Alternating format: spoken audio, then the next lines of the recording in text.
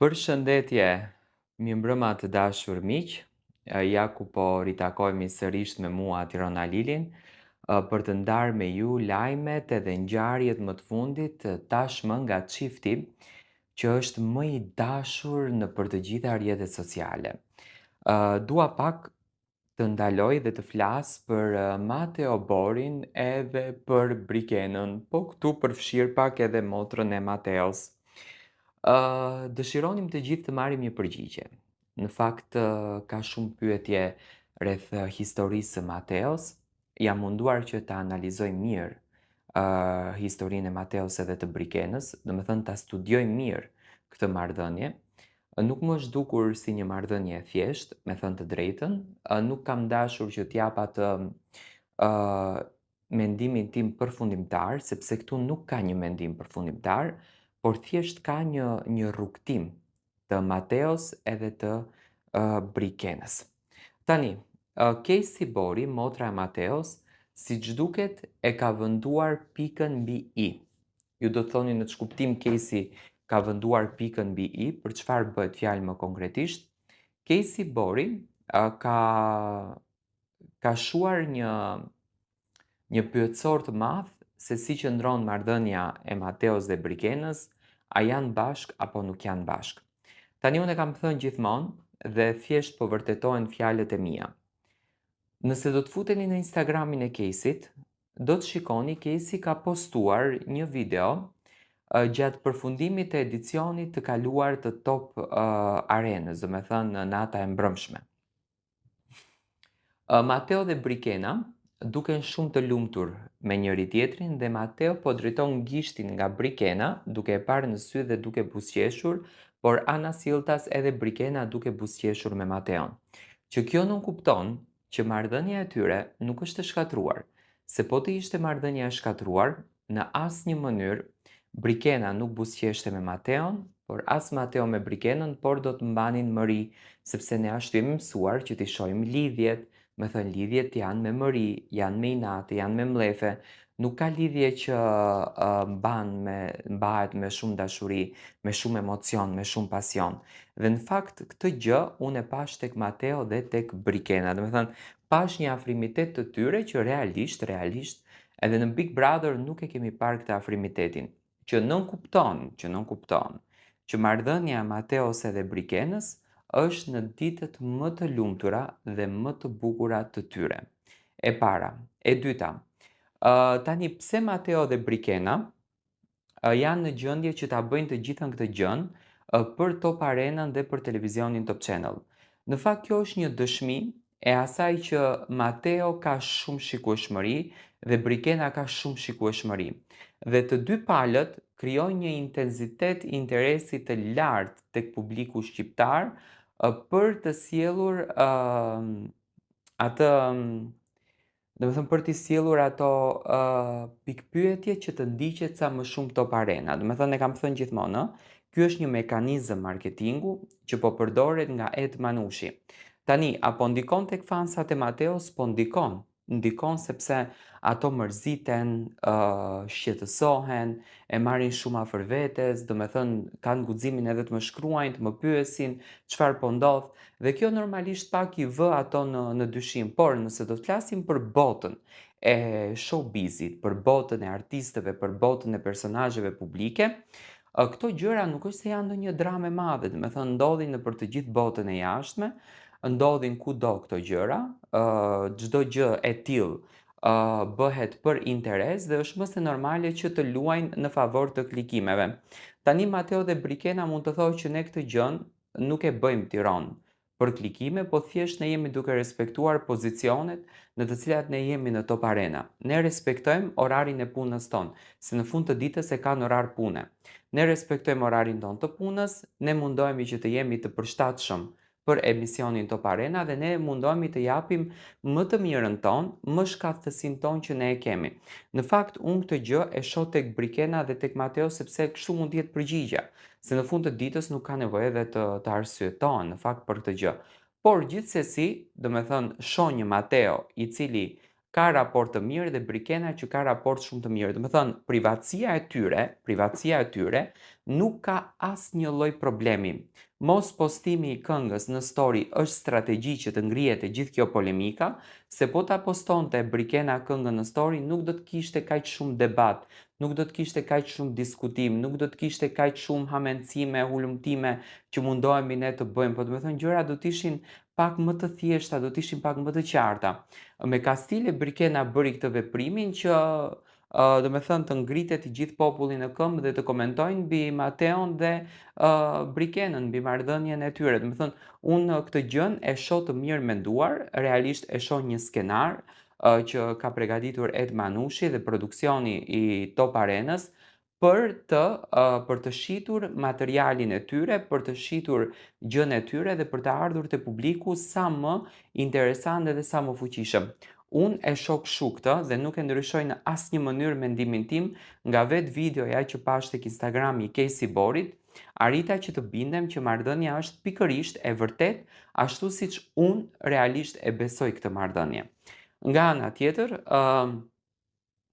Mateo dhe Brikena nuk është se nuk i shohin analizat tona, nuk është se nuk i shohin komentet tona, nuk është se nuk i lexojnë komentet e juaja, pikërisht ky vrulli i madh i bën ato që të jenë në qendër të vëmendjes dhe thjesht situata është për t'ju dhënë dorën edhe për t'ju thënë ju lumt, kjo që po bëni është e mrekullueshme, dini që të shisni produktin tuaj, dini që të shisni materialin tuaj dhe dini që të tërhiqni vëmendjen e një audience shumë të madhe, shumë të gjerë, të cilët ju duan, ju respektojnë dhe ju kanë ju në zemër. Domethënë, Top Arena është shndruar me shikueshmëri, këtë po e them me gjithë bindje, fiks afër Big Brotherit. Domethënë, të gjithë kemi syt edhe veshët se çfarë do ndodh sonte me Mateon, çfarë do t'i thotë sonte Brikena, çfarë do t'i thotë nesër Mateo.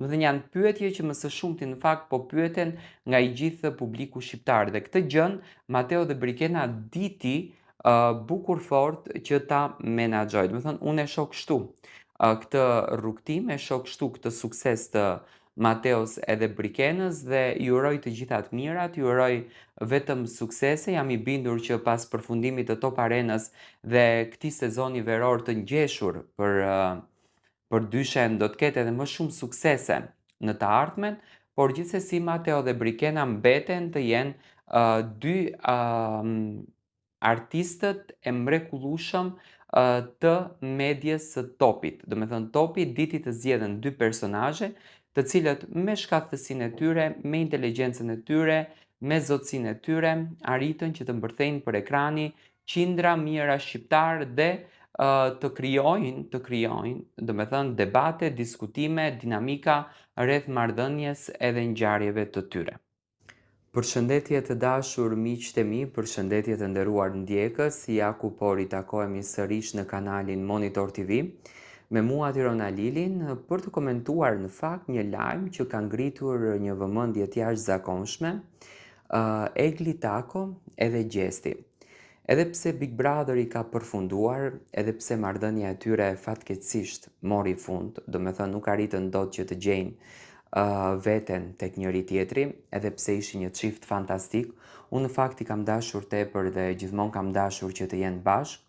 Egli përsëri u tregua shumë e afërt, përsëri u tregua shumë fisnike dhe në momentet më të vështira të jetës së Gjestit ka qenë pranë tij, por e respektoj pafund edhe vendimin e Gjestit, i cili në të gjitha daljet e tij skenike dhe në të gjitha daljet në intervista që në fakt kanë qenë të pakta, nuk ka provokuar dhe nuk e ka gjuajtur në tokë emrin e Eglit, gjë në fakt e cila ka krijuar një vëmendje të jashtëzakonshme te publiku. Por së fundmi ca tituj kanë ngritur kurreshtje tek publiku shqiptar dhe personalisht më kanë shkruar Tiranë si e shikon këtë titull, mos ka gjë tek Egli dhe tek Gjesti. Për shembull duke shkruar Egli Tako tregon çfarë ka humbur Gjesti. Lajmi brenda tani është kështu. Këngëtarja shqiptare Egli Tako u bë e njohur për publikun dhe përmes pjesëmarrjes në Big Brother VIP Albania, ku krijoi edhe një lidhje me Gjestin. Megjithatë, romanca e tyre nuk është se pati vazhdim. Së fundmi Egli ka publikuar fotografi ku shfaqet në formë të mirë fizike, domethënë flitet për fotografit 2 ditë më herët që publikoi Egli, duke vënë në pa linjat e saj trupore. Postimet e saj kanë ndërhequr vëmendjen. Me paraqitjen e fundit, këngëtarja vazhdon të jetë aktive në rrjetet sociale duke ndarë me ndjekësit momente nga përditshmëria dhe angazhimet e saj. Do me thënë, titujt janë bombastik. Tani, Egli dhe Gjesti i kanë ndarë më rrugët e tyre.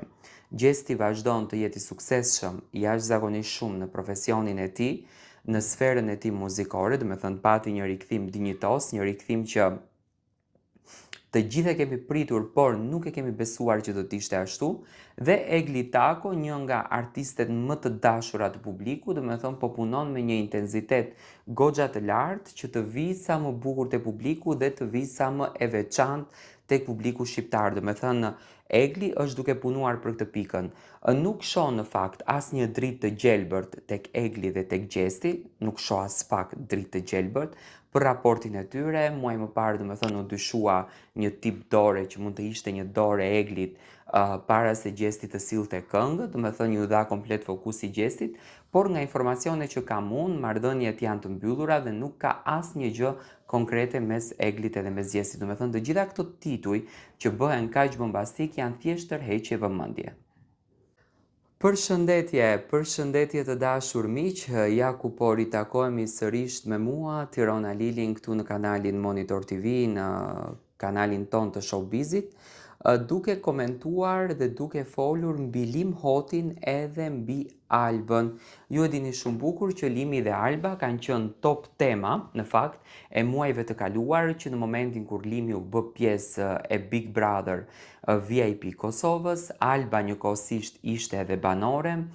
Fillimisht u duken si skenare të lexuar që Alba nuk e ka ditur që Limi do të ishte pjesë e Bigut, pastaj Alba tha që unë e dija, e prisja, domethënë nga qenë e planifikuar që më herët e gjithë ajo që ndodhi, ku publiku filloi që të fasionohet edhe një herë pas këtij çiftit, ashtu siç u fasionua herën e parë në Ferma VIP. Domethënë publiku gjithmonë e ka dashur, të paktën unë kam këtë konceptin që Alba dhe Limi të jenë bashkë, do me thënë kanë dashur që ky çift të jetë i dashuruar. Kanë parë një dashuri të sinqertë tek Alba, një vajzë e cila vuante për një djalë, një vajzë e cila ishte në gjendje që të shkatrojë dhe veten e saj për një djalë, dhe nga ana tjetër kanë parë një Limi i cili ishte një tip gentili që jepte vëmendjen tek çdo vajzë, jepte respektin tek çdo vajzë dhe çdo vajzë e bënte që të dashurohej pas tij. Por së fundmi, edhe pse kemi pretenduar në fakt shumë që Alba dhe Limi kanë vazhduar raportin e tyre pas Big Brotherit, u përfol që Limi ka shkuar tek banesa Albës, kanë vazhduar marrëdhënien e tyre. Siç duket, nuk është marrëdhënia e tillë, siç duket nuk janë gjëra të tilla, sepse Limi ka vazhduar përditshmërinë edhe jetën e tij.